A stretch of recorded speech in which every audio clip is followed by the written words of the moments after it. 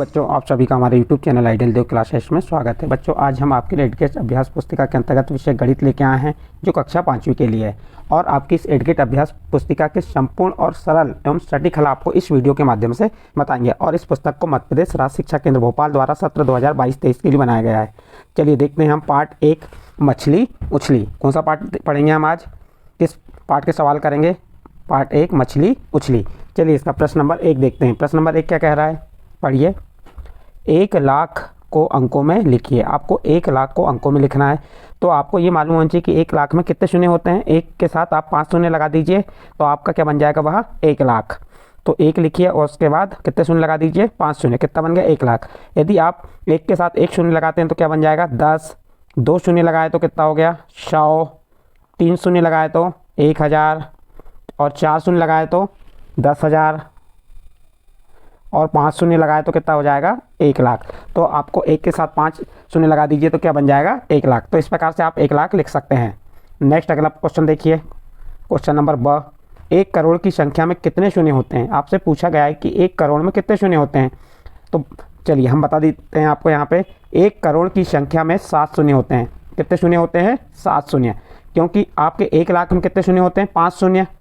10 लाख में 6 शून्य, और 10 लाख के बाद क्या आ जाएगा आपका, करोड़। तो 1 करोड़ में कितने शून्य होते हैं, तो 7 शून्य होते हैं। 1 करोड़ में कितने शून्य होते हैं, 7। नेक्स्ट क्वेश्चन, क्वेश्चन नंबर 2 देखते हैं। क्वेश्चन नंबर 2 में क्या कहा है, प्रश्न को पढ़िए ध्यान से। 1 बोरी में 50 किलोग्राम चावल है, ऐसी ही 8 बोरियों में कुल कितने किलोग्राम चावल आएगा? तो बच्चों, आपको मालूम है कि 1 बोरी में कितना चावल है, 1 किलोग्राम। 1 बोरी में कितना किलोग्राम चावल है, 50 किलोग्राम चावल है। तो आपको कितनी बोरियों में निकालना है, 8 बोरियों में। तो आपको क्या करना है, 50 का 8 से गुणा कर दीजिए, तो आपको मालूम चल जाएगा कि 8 बोरियों में कुल कितना किलो चावल है। तो देखिए किस टाइप से करेंगे। 1 बोरी में चावल कितना है, 50 किलोग्राम। इसलिए कितनी बोरियों में, 8 बोरियों में चावल। तो 50 गुणित 8, देखिए 8 का शून्य में गुणा किया, 8 शून्य शून्य, 8 पंचे 40। तो कितना हो गया, ये 400 किलोग्राम। तो आप लिख सकते हैं अतः 8 बोरियों में कुल 400 किलोग्राम चावल आएगा। यहाँ पे आप लिख सकते हैं, क्या लिख सकते हैं, ये लाइन खाली है, इसमें लिख सकते हैं अतः 8 बोरियों में कुल कितना, 400 किलोग्राम चावल आएगा। नेक्स्ट प्रश्न देखते हैं, प्रश्न नंबर 3। प्रश्न नंबर 3 में क्या दिया, देखिए। यदि दूध की कीमत 50 रुपये प्रति लीटर है, यानी कि 1 लीटर दूध की कीमत कितनी है, 50 रुपये, तो 2000 रुपये में कितने लीटर दूध आएगा? देखिए 50 रुपये में 1 लीटर दूध आता है, तो 2000 रुपये में कितने लीटर दूध आएगा? तो क्या करेंगे हम, जबकि जमाएंगे। जबकि 50 रुपये में 1 लीटर दूध, 50 रुपये में कितना दूध आ रहा है, 1 लीटर। इसलिए 2000 रुपये में दूध कितना हो जाएगा, 2000 भागित 50। देखिए यहाँ पे ऊपर 50 के 1 शून्य से 2000 का 1 शून्य क्रॉस हो गया, बच गया कितना, 200 भागित 5। अब 5 का भाग 200 में देंगे। 5 का पहाड़ा ऐसा पढ़िए कि 20 से ना बढ़े, 5 के 20, बच गया शून्य, 5 शून्य शून्य। तो कितने आ गया, 40। तो कितने लीटर दूध आएगा यहाँ पे, 40 लीटर दूध आएगा। 2000 रुपये में कितने लीटर दूध आ जाएगा आपका, 40 लीटर दूध आ जाएगा। इस प्रकार से आप भाग देके भी देख सकते हैं। नेक्स्ट क्वेश्चन देखिए, क्वेश्चन नंबर 4। क्वेश्चन नंबर 4 में क्या कहा है, यदि अंगूर से किशमिश बनाने पर उसका वजन 1/3 रह जाता है। अंगूर से हमने क्या किया, किशमिश बनाए, तो उसका वजन कितना रह गया, 1/3 रह जाता है। तो 12 किलोग्राम अंगूर से कितनी किशमिश बनेंगी? तो कुछ नहीं करना है बच्चों, आपको 12 किलोग्राम अंगूर से बनाना है ना, तो 12 किलोग्राम से तो 12 गुणित 1/3 कर दीजिए, और 3 एकम 3, और 3 चौके 12। 3 का भाग 12 में कितने बार गया, 4 बार। तो कितना आ गया आपका, 4 किलोग्राम। तो 12 किलोग्राम से कितनी किशमिश बनेंगी, 4 किलोग्राम किशमिश बन जाएंगी। इस प्रकार इसका आंसर आपका कंप्लीट होता है। आप अतः लास्ट में लिख सकते हैं, अतः 12 किलोग्राम अंगूर से 4 किलोग्राम किशमिश बनेंगी। नेक्स्ट क्वेश्चन देखिए, क्वेश्चन नंबर 5। क्वेश्चन नंबर 5 क्या कह रहा है, पढ़िए प्रश्न को। एक कार 1 घंटे में 60 किलोमीटर की दूरी तय करती है, तो वह 2.5 घंटे में कितनी दूरी तय करेगी? देखिए 1 घंटे में कितनी दूरी तय कर रही है, तो आप लिख सकते हैं, चूँकि एक कार 1 घंटे में दूरी तय करती है, कितनी दूरी तय करती है, 60 किलोमीटर। तो 2.5 घंटे में, 2.5 घंटे मीन्स क्या हो गया, 2 सही 1/2।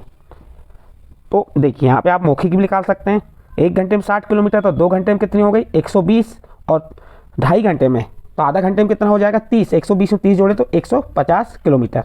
या फिर आप इस प्रकार से करेंगे, एक कार 1 घंटे में दूरी तय करती है कितनी 60 किलोमीटर, अतः 2.5 घंटे में तय दूरी क्या हो जाएगी, 2.5 घंटे को अपन हम क्या लिख सकते हैं 2.5, ये 2.5 कहलाता है, या सही बटे में लिखेंगे 2 सही 1/2, तो हम क्या करेंगे 60 का 2.5 से गुणा करेंगे। अब इसका हम गुणा करते हैं, किसका गुणा करना है हमको 60 का 2.5, 25 शून्यम शून्य, हासिल की कुछ नहीं आएगी, 25 छक्के 150, और कितनी संख्या बाद 1 संख्या बाद, तो कितना आ गया 150.0 यानी 150 किलोमीटर। लास्ट में लिख देंगे, अतः वह 2.5 घंटे में 150 किलोमीटर दूरी तय करेगी। Question number 5 complete. Next question देखिए, क्वेश्चन नंबर 6। एक रेलगाड़ी 80 किलोमीटर प्रति घंटे की चाल से चलती है। रेलगाड़ी की चाल क्या है 80 किलोमीटर प्रति घंटा, 1 घंटे में कितने किलोमीटर 80 किलोमीटर चलती है, तो 360 किलोमीटर दूरी तय करने में कितना समय लगेगा। तो देखिए यहाँ रेलगाड़ी की चाल क्या है 80 किलोमीटर प्रति घंटे, ये आड़ी लाइन जो है किसकी है प्रति घंटे, यानी 1 घंटे में 80 किलोमीटर, और दूरी कितनी दी है आपकी 360 किलोमीटर दूरी तय करने में कितना समय लगेगा पूछा। तो आप समय का सूत्र लगा दीजिए। समय का सूत्र क्या होता है दूरी बटे चाल। दूरी कितनी है अपनी 360 और चाल कितनी है 80। ये 360 के 1 शून्य से 80 का 1 शून्य कैंसिल हो गया, बचा क्या 36/8, और 8 का भाग आप किस में देंगे 36 में, 8 चौके 32, बच गया कितना आप यहाँ पे 36 में से 32 घटाया तो बचा 4, उतारे शून्य यहाँ लग गया 8 पंचे 40, तो कितना आ गया 4.5। 4.5 क्या आ गया ये घंटे, कितने घंटे लगेंगे 4.5 यानी 4.5 घंटे। अतः रेलगाड़ी को 360 किलोमीटर दूरी तय करने में 4 घंटे 30 मिनट लगेंगे। इस प्रकार से आपका प्रश्न नंबर 6 यहाँ पे कंप्लीट हुआ। इसका नेक्स्ट प्रश्न आता है आपका प्रश्न नंबर 7। चलिए प्रश्न नंबर 7 को देख लेते हैं हम क्या कह रहा है इसमें। एक फल विक्रेता 80 रुपये प्रति किलोग्राम की दर से सेब बेचता है। 80 रुपये प्रति किलोग्राम, यानी 1 किलोग्राम सेब का मूल्य कितना है 80 रुपये।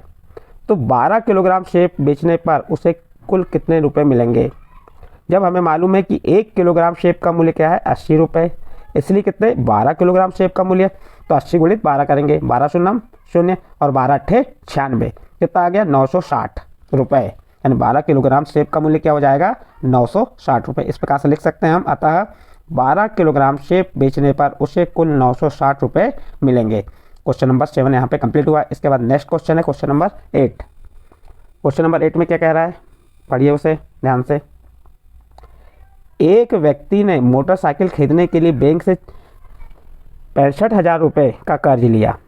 एक व्यक्ति ने मोटरसाइकिल खरीदने के लिए बैंक से कितना कर्ज लिया 65,000 रुपये का कर्ज लिया। उसने 1 वर्ष में कुल मिलाकर 78,684 रुपये वापस किए। बताइए उसने हर महीने कितने पैसे वापस किए। देखिए उसने बैंक से कर्ज कितना लिया, बैंक से कर्ज लिया कितना 65,000 रुपये, वापस कितना किया बैंक को 78,684 रुपये, और कितने महीने के लिए 12 महीने में। तो क्या करेंगे हम 78,684 में 12 का भाग दे देंगे, तो 12 का भाग देंगे तो कितना आ जाएगा हमें 6,557। तो उसे हर महीने 6,557 रुपये वापस किए। इस प्रकार से आप निकाल सकते हैं कि एक महीने में कितने रुपए वह बैंकों में जमा कर रहे थे। इस पर आपका प्रश्न नंबर 8 यहाँ पे कंप्लीट हुआ। नेक्स्ट अगला प्रश्न देखते हैं प्रश्न नंबर 9। प्रश्न नंबर 9 क्या कह रहा है, लड्डू की कीमत 200 रुपये प्रति किलोग्राम तथा बर्फी की कीमत 400 रुपये प्रति किलोग्राम है। राजू के पास 800 रुपये है, जिसमें से वह 1/4 रुपये लड्डू खरीदने में तथा 3/4 रुपये बर्फी खरीदने में खर्च करता है। बताइए अ नंबर उसने कितने किलोग्राम लड्डू खरीदे, ब नंबर उसने कितने किलोग्राम बर्फी खरीदे, उसने कुल कितने किलोग्राम लड्डू और बर्फी खरीदे। चलिए इसे कैसे हल करते हैं देखते हैं नीचे।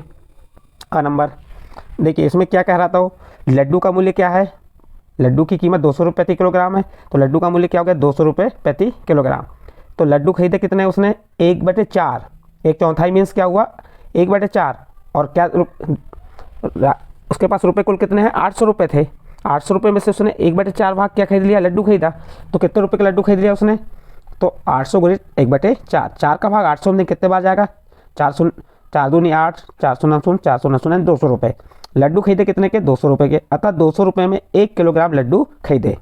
इसी प्रकार आगे चलिए, उसके बाद क्या है शेष बर्फ़ी खरीदी, तो शेष बर्फ़ी खरीदी तो देखो 800 रुपये में से अब उसने 600 रुपये में क्या खरीदी बर्फ़ी, तो बर्फ़ी का मूल्य क्या है 400 रुपये प्रति किलोग्राम।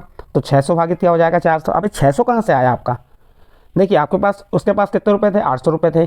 800 रुपये में से 200 रुपये को उसने क्या खरीद लिया, लड्डू खरीद लिया। तो अब उसके पास बचे कितने शेष रुपये, 600 रुपये बचेंगे।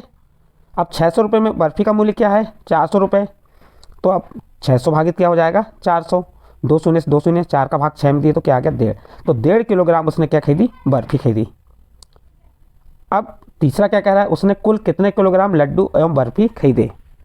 तो देखो 1 किलोग्राम उसने क्या खरीदा, लड्डू खरीदा, और 1.5 किलोग्राम क्या खरीदी, बर्फ़ी खरीदी। तो इस प्रकार 100 नंबर का उत्तर यहाँ पे कंप्लीट होता है। आपका प्रश्न नंबर 9 यहाँ कंप्लीट हुआ। इसके बाद प्रश्न नंबर 10 देखते हैं। प्रश्न नंबर 10 में कह रहा है एक पानी की टंकी बनाने में लगने वाले खर्च का विवरण निम्नानुसार है। देखिए एक पानी की टंकी बनाने में जो खर्च लग रहा है उसका विवरण नीचे दिया गया है। चलिए इसे देखते हैं हम।